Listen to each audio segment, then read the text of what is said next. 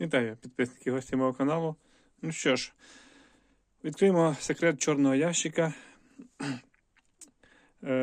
Хочу зразу сказати, що під моїм першим відео, що в чорному ящику, або як я його називаю чорне золото, є переможці, які вгадали, що тут є. Це першою, хто вгадав, це була Вікторія Київлянка. Я вас вітаю. І другим це був виноградник з нуля Олександр. Значить, так як я вам казав, якщо вам актуально, то я з вами поділюся тим, що є в цьому ящичку. Тому зв'яжіться, напишіть мені в коментарях, чи вам це актуально. Якщо так, я залишу свій Viber, ми з вами зв'яжемося і домовимося про подальші наші дії стосовно того, що тут буде. Подальші дії, відправки і актуальності даного питання. Значить, цей ящик був заселений такими чудо-працьовитими червачками 15 листопада, і я буду вам розказувати, ділитися своїм досвідом, який я буду, як кажуть, получати, тому що інформації на українській мові практично немає в інтернеті. Все, що є, це те, що на мові недружньої до нас країни. Тому я вирішив ділитися своїм досвідом, показувати, вчитися прямо з нуля, збільшувати їхню популяцію для того, щоб вони мені перероблювали біогумус, так як в моєму випадку є дуже-дуже багато органічних відходів. І все, що я переробляю, я нічого не спалюю, листя, лоза, гіляки, в мене це все компостується, але для того, щоб підшвидшити компост і не втрачати лишні ресурси на підживлення винограду, хочу вносити в майбутньому біогумус, що за інформацією мало би покращити структуру і землі, і кажу, загального стану виноградника. Ось тут у мене вони харчуються як кухонними відходами, тут в даному випадку капусточка, бананчик і картопелька, так і листочками і цією землею, яка приїхала разом з ними. Значить, що я вам хочу сказати, які були вже нюанси у мене, я постараюся дуже коротко, можливо, хто буде дивитися або хто буде починати, щоб знали, на що очікувати, бо ніде інформації я цього не знав, ніхто мені не підказав, і, звісно, я став на деякі граблі, які прийшлося мені дуже швидко виправляти. Значить, зараз я вам коротенько розкажу, ну і в подальшому буду вам показувати цей весь процес, який буде відбуватися. Це, звісно, не швидкий буде результат, тому що це все гра, я кажу, ту довгу, поки вони розмножаться, поки вони, я їм всім, кажуть, умови правильні складу, поки придумаю я, в чому я їх буду вирощувати і розмножувати, то прийде, як кажуть, немало часу. Зараз хотів вам трішечки показати. Секундочку. Зараз я попробую. Це я все з телефона, так що вибачайте за якість. Оператора не маю. Значить, ось тут отако вони, зараз вам трішки покажу. Ось вони. Погано в мене тут освітлення, в мене тут в підвалі. Ось мої ці всі друзі. Ось як ви бачите. Картина, звісно, не із приємних, тому кому цікава ця рубрика, слідкуйте, кому не дуже до душі такий варіант, то, звісно, приємного, кажуть, на вигляд тут мало, але вони приносять дуже багато користі і в майбутньому, надіюся, будуть мені допомагати у вирощуванні винограду. Ось так вони в мене там живуть. Тут приблизно 2000 цих червачків. Це, як був, кажуть, сім'я тут живе. І яка вже мені, кажуть, принесла деякі, кажуть, досвід і деякі розуміння на початкових етапах, що варто робити, що не варто робити.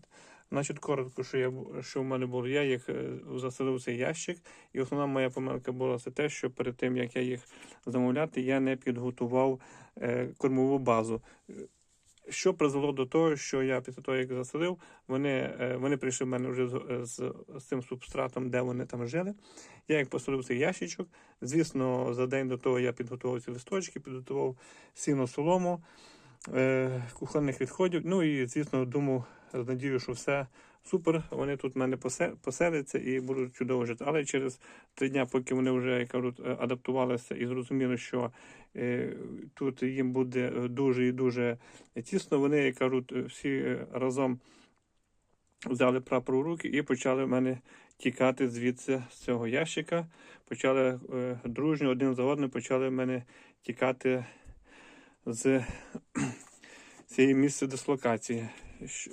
Прийняв рішення, мені підказали, що потрібно включити світло. Ви бачите, тут LED-лента є.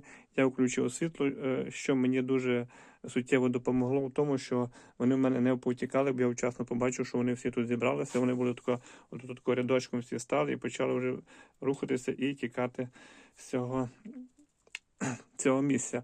Ну і, звісно, світло допомогло. 3 доби в мене горіло без перестанку світло. Вони всі назад повтікали, і я почав швидко шукати в себе старого перегною, почав швидко міняти структуру цієї землі і покращував кормову базу, що в результаті призвело до того, що вони перестали в мене тікати. Я вже зараз світло не використовую. Але ще одна з причин того, що вони в мене почали тікати, от на цю квадратуру, на цю площину, для них дуже мало місця. Це що спонукало мене на те, що потрібно розширятися. Але так як ще, кажуть, досвіду в мене мало, тому я виходив з підручних засобів тим того, що в мене є. І я заселив їх у ці великі мельницю цю, миску. Там вони в мене також живуть. Ось, там картон, все. Там вони є, не буду їх турбувати. І ще я розділив, забрав один ящичок, такий практично похожий, як цей, забрав в кімнату. Значить, у мене, виходить, я їх розділив на 3, живу тут у 3 локаціях і саме себе чудово почуваю ті, які живуть в кімнаті, в квартирі. Їм там тепло, комфортно, і вони там себе саме краще почувають. Є основні параметри, нюанси, які потрібно дотримуватися для їхнього життєдіяльності. І, звісно, температура, яка зараз у мене тут зараз показує плюс 14, плюс 14, плюс 13, це не саме краща температура, що може бути для них. Саме краще це в районі 20-25, це саме краща температура, але у зимний період це важко організувати в моїх умовах, тому вони живуть тут у підвалі, і деяка частина, кажу, переїхала в квартиру, то ті там себе саме краще почувають. Потім це все я з настання весни буду покращувати, як кажуть, їхні будиночки, буду щось думати. І вони переїдуть жити на вулицю, ну і на вулиці вони вже будуть там працювати. Тому слідкуйте за моїм каналом.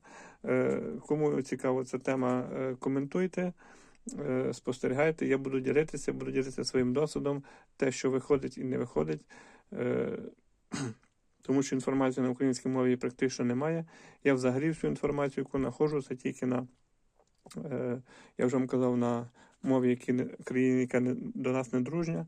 Тому хочу, щоб на українському ютубі була якась інформація по вирощуванню цих черв'яків. Забув вам сказати на початку, що це саме ці черв'яки старателі.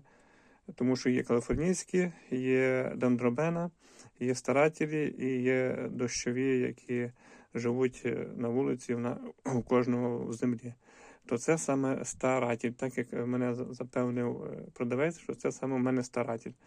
Між ними є деякі різниці, але в майбутньому я вам буду все розказувати для того, щоб не затягувати відео. Тому все. Вам дякую за перегляд.